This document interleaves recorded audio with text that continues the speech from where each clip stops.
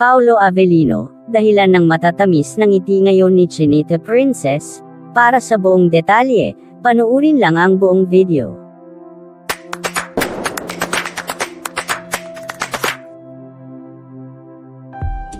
Nitong mga nagdaang araw, makikita na iba ang dalang ngiti ni Kim Chiu. Hindi naman lingid sa lahat na masyadong nasaktan ang aktres sa paghihiwalay nila ng dating kasintahan na si Sian, kahit mutual ang kanilang naging desisyon. Masaya naman ngayon ang mga taga-suporta ni Kim, na nakikitang masaya at unti-unti nang bumabalik ang dating sigla at ang mga matamis ng ngiti na tila ba nakamove on na at wala nang iniindang kiret sa kanyang puso.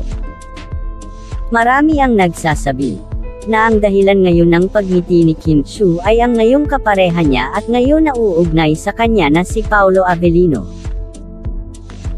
Si Paolo Avellino ang tila sinasabing nasa likod ng mga sweet smile ngayon ni Chinita Princess.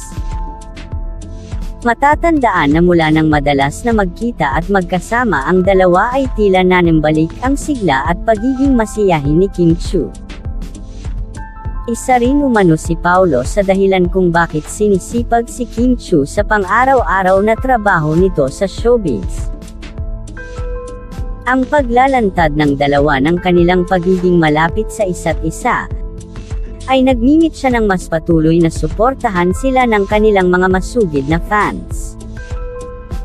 Gayunpaman, kahit hindi pa opisyal na umaamin sa publiko ang dalawa kung ano na talaga ang tunay nilang samahan, ay maraming umaasa sa kanilang mga taga-suporta na tunay na ang ipinapakita nilang closeness at sweetness sa isa't isa.